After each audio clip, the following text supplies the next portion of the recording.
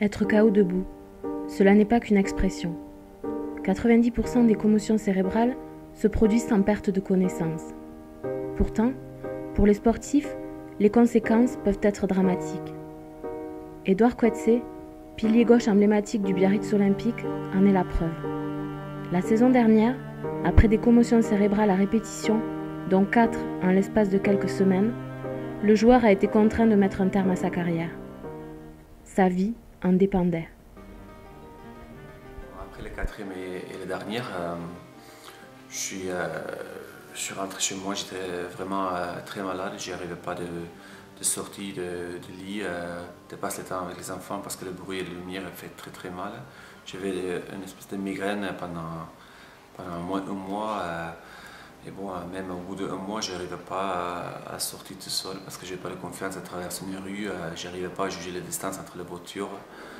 Et oui, c'était vraiment une période très difficile où je sentis que je n'ai pas une vie normale, quoi.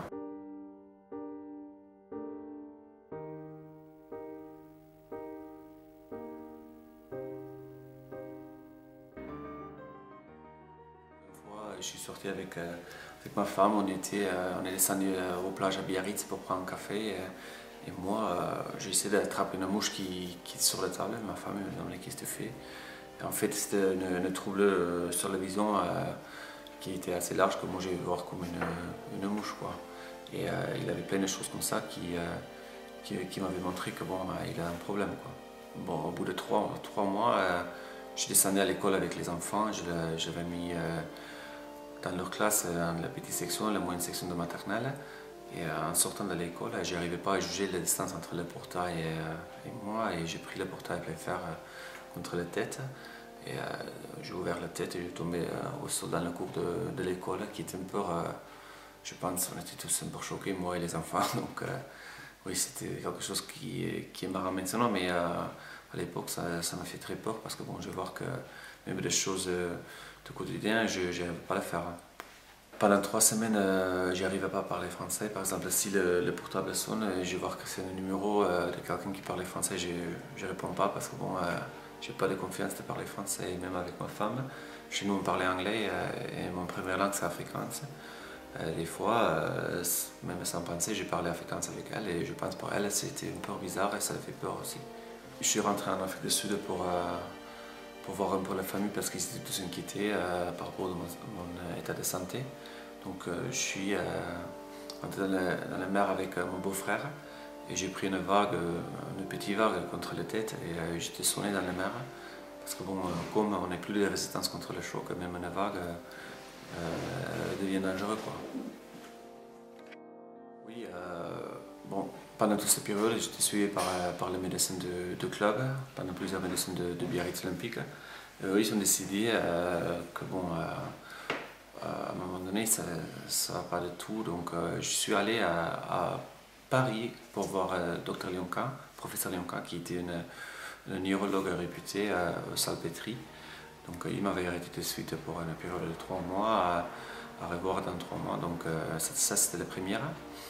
Et un mois après ça, on a eu que bon, ça ne m'améliorait pas du tout. Donc, je suis allé voir deux autres neurologues, les deux neurologues de la Ligue. C'était le professeur Deck et le professeur Loiseau, un à Paris et un à Bordeaux. Et ils ont décidé entre eux pour moi, c'est trop dangereux de reprendre le rugby. Donc, pour moi, c'était un moment difficile, quoi, quand toi, tant que un neurologue que tu respectais, tu dis bon, là, il y a trop de risques. C'est là que tu rends compte que bon, c'est fini. Et pour moi, c'était un choc, quoi. Bon, j'étais très triste partout. Je pense, je suis pas allé jusqu'à-là, jusqu'en dépression, quoi, parce que bon, même si c'était très dur à vivre, j'ai encore ma femme et mes enfants, donc il y a des choses plus importantes dans la vie que le rugby. Mais c'est vrai que même le neurologue il m'avait dit que bon, une séquelle de plusieurs commotions cérébrales, c'est une dépression, donc il faut toujours il faut faire gaffe, quoi, parce que bon, c'est pas un signe d'une faiblesse, c'est une vraie maladie, quoi, qui vient avec cette commotion cérébrale, quoi.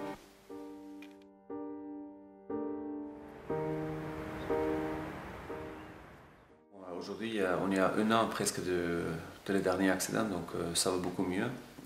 J'ai encore le maux de tête presque chaque jour, les vertiges, mais bon, comme tout, on arrive à faire avec quoi. Donc chaque fois que je me lève, je me pose 5 secondes pour voir quand est-ce que ça diminue le vertige. Bon, après, je sais même là, si je vais aller voir un match au stade, pendant 2 jours, j'ai le mal à la tête. Mais bon, c'est comme ça.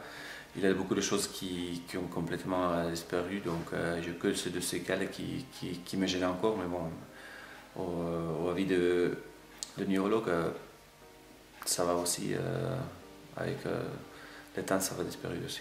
Ça peut être très grave si on n'arrête pas sur l'avis de le médecin qui est même là pour nous aider, quoi. Donc, après, moi j'ai beaucoup de chance que j'ai tombé sur de très bons neurologues, de très bons médecins qui m'avaient arrêté sur le bon moment. Parce que bon, moi j'ai peur que si j'ai pris un ou 2 coups de plus, ça peut être beaucoup plus grave, quoi. Même aujourd'hui, j'ai encore un peu de séquelles qui me restent, mais après, quand on voit peut-être un jour, si je continue, qui peut m'arriver, là aujourd'hui je suis content d'arrêter, même si c'est dur, je suis content d'arrêter et passer le temps avec la famille, presque bonne santé, quoi. J'aimerais dire que bon, nous en tant que rugbyman, on vit une vie privilégiée, quoi, on vit notre passion, notre sport comme boulot, quoi. Mais après ça peut arriver, ça peut arrêter demain, quoi. Donc c'est notre responsabilité chacun pour penser à l'avenir, même si c'est pas quelque chose qu'on aimerait bien envisager, une blessure, mais bon. Aujourd'hui, on est sûr que chaque rugbyman il va finir sa carrière, donc il faut penser à l'après-rugby, quoi.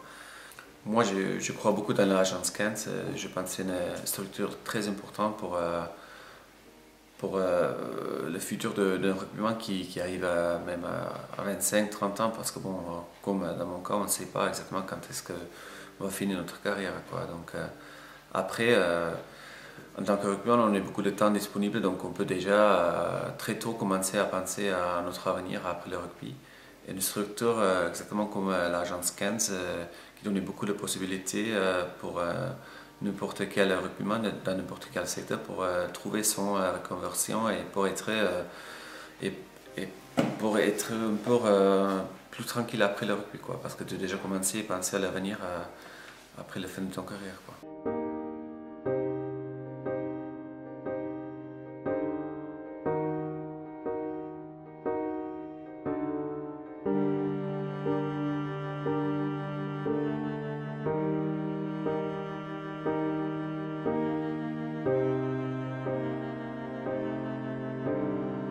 Mon première langue c'est afrikaans, donc, et ma femme. Bon, après le 4e et le dernier, le 2 neurologue de la Ligue, c'est professeur